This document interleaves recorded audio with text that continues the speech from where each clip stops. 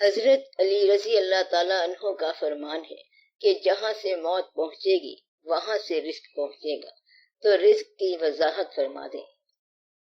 اگر آپ رزق کی تعریف کریں تو رزق وہ کھانا ہے جو آپ نے استعمال کیا اور اتنی ضرورت تھی، بس باقی سارے کا سارا امانت ہے جو آپ نے کسی کو رزق دینا ہے۔ تو رزق کیا ہے؟ وہ حصہ جو آپ نے استعمال کیا وہ رزق ہے اور باقی امانت ہے۔ اب آپ ذہن بوجھ سے آزاد کر لیں۔ سارا چکر یہ ہے کہ بنانے والے نے کھیل کے طور پر یہ سارا کچھ رکھا ہے، آپ بوجھ محسوس کر رہے ہیں، لیکن یہ رونق بھی ہے۔ آپ لوگ اگر غور کریں تو دیکھیں گے کہ کئی دفعہ دانا، عقل مند، صحت مند، صاحب فکر، صاحب غور اور افلاطون وقت انسان اپنے رزق کا مسئلہ حل نہیں کر سکے۔ وہ کہتے تھے کہ میں سب باتیں جانتا ہوں مگر رزق کا مسئلہ مجھے سمجھ نہیں آتا۔ آپ لوگ اندازہ لگائیں تو اسے عقل کے باوجود رزق کا مسئلہ سمجھ نہیں آیا۔ تو یہ ایک ایسی کہانی ہے، اور عام طور پر بے وقوفوں کو رزق مل جاتا ہے، تو یہ ایک ایسا معاملہ ہے۔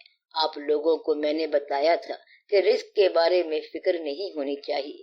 رزق پیسے کا بھی نام ہے جو آپ کو استعمال کے لیے ملا ہے، اور رزق اس خواہش کا نام بھی ہے جو آپ کے دل میں پیدا ہوتی رہتی ہے اور پتہ نہیں ہوتا کہ وہ حسرت بنتی ہے کہ اس کی تکمیل ہوتی ہے۔ رزق اس اولاد کا نام بھی ہے جو آپ کے پاس جلوہ افروز ہوتی ہے۔ رزق بیوی کا نام بھی ہے اور شوہر کا نام بھی ہے جو آپ کے گھر میں موجود ہیں۔ رزق کی سب سے بڑی بات یہ ہے کہ جو آپ کے دل میں ہے اور آپ کے سینے میں موجزن ہے، اور یہ آنکھوں میں جو بینائی ہے رزق ہے۔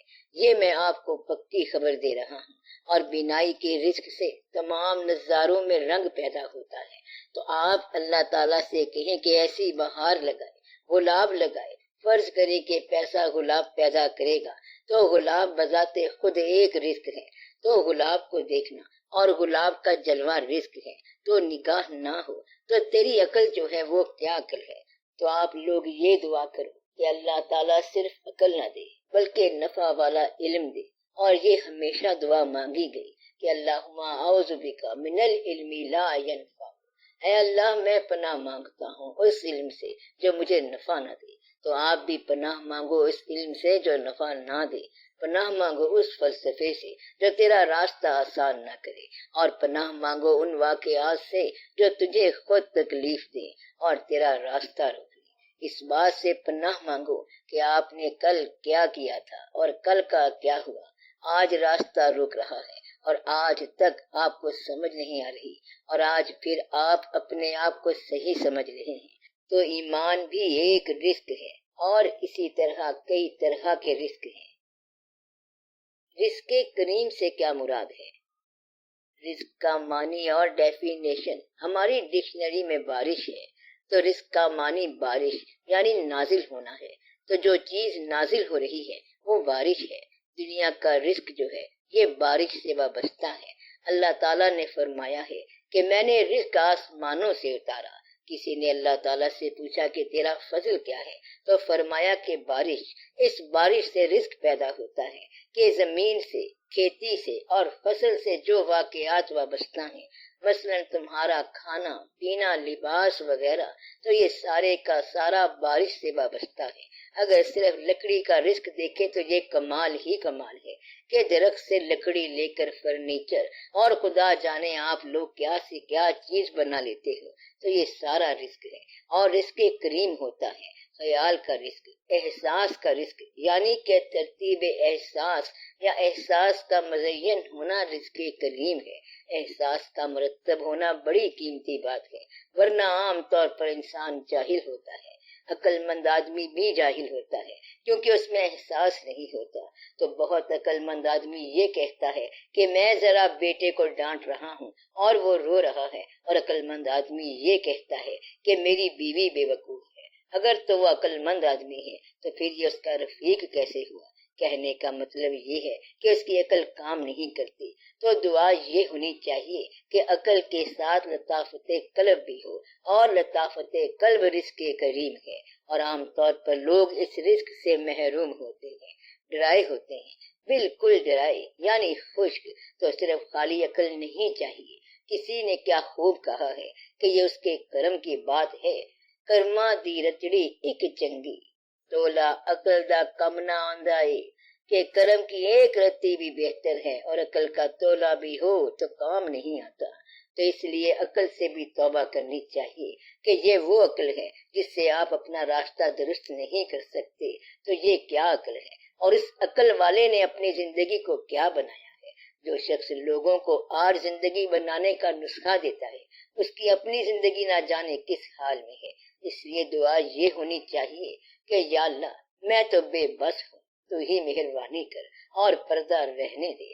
اور یہ پیغمبروں کی خاص بات ہے اور اولیاء کرام کی بات ہے کہ اپنی زندگی میں جو علم دیا وہ پہلے کر کے دکھایا، اور یہ واحد لوگ ہیں اور کمال کے لوگ ہیں۔ اگر پیغمبر کہتے ہیں کہ سادہ زندگی بسر کرو تو انہوں نے سادہ زندگی بسر کر کے دکھائی، ورنہ صرف یہ علم دینا کہ سادہ زندگی بسر کرو تو لوگ کہیں گے کہ کیسے بسر کریں، اور آپ یہ کیسے کہہ سکتے ہیں؟ مقصد یہ ہے کہ سادہ زندگی اختیار کرو اور سادگی اختیار کرو۔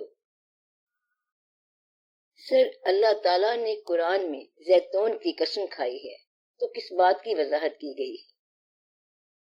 اس بات میں جو ایمفیسس ہے، زور ہے، وہ بلد الامین یعنی امن والے شہر پر ہے، باقی صرف قسم ہے۔ پہلے بیان ہے، سٹیٹمنٹ ہے، پھر کنفرم قسم ہے، والتین یعنی زیتون کی قسم ہے، اور وہ مٹی کا مقام ہے جس کی زیتون پروڈکشن ہے۔ پھر طور سینا کی قسم ہے جو تقدیس کا ایک مقام ہے، اور آگے بیان ہے کہ وَهَٰذَا الْبَلَدَ الْأَمِينَ، اور اس بلد کی شہر خاص کی قسم ہے جو امین ہے، امن والا ہے، تاکہ اس کے اندر کسی قسم کی ڈسٹربنس نہ ہو، بے چینی نہ ہو۔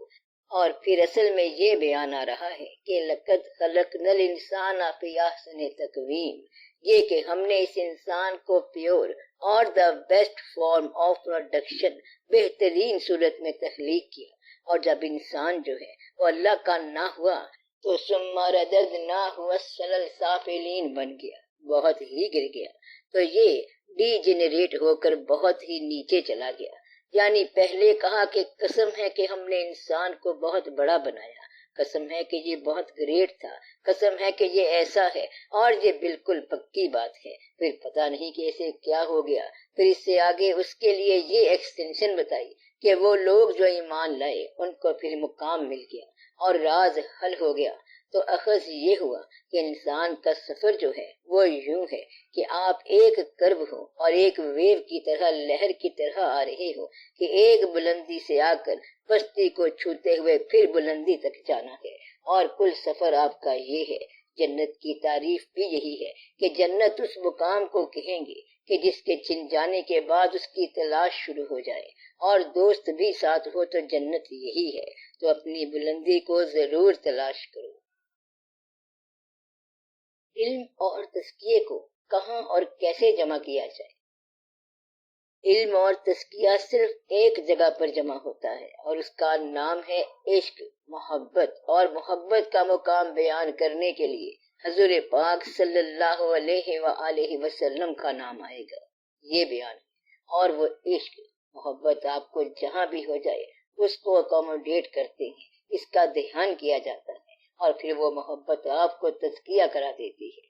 محبت کے بغیر تزکیہ ناممکن ہے، اور علم سے تزکیہ کبھی نہیں ہوتا۔ محبت جو ہے یہ آپ کے اندر نیا شعور پیدا کرتی ہے، اور اس کو محبت سے اطاعت جو ہے وہ آسان ہو جاتی ہے۔ ورنہ جتنا مرضی آپ ڈسپلن کر لو کہ یہ کام آپ کریں گے اور ضرور کریں گے، لیکن وہ کام کوئی نہیں کرے گا، اور محبوب چل پڑا تو پیچھے وہ محبت کرنے والا بھی چلتا جائے گا۔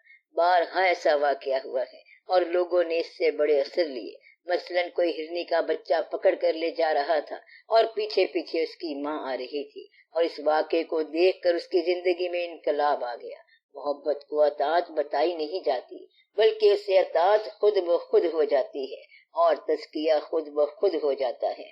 آپ لوگ اپنے دور کے اندر محبت کرنا بھول گئے ہیں۔ آپ لوگ کچھ تو میرا کہنا مانو، آپ لوگ مادی اشیاء سے محبت چھوڑ دو، بے جان کی محبت چھوڑ دو۔ بعض اوقات خیال بھی بے جان ہوتا ہے۔ انسانوں سے محبت کرو اور انسانی چہرے سے محبت کرو۔ اشیاء کی محبت چھوڑو، خیالوں کی محبت چھوڑو اور اصلی محبت میں داخل ہو جاؤ۔ اس سے آپ کا خود بخود ہی تزکیہ ہو جائے گا، اور یہ یقیناً ہو جاتا ہے۔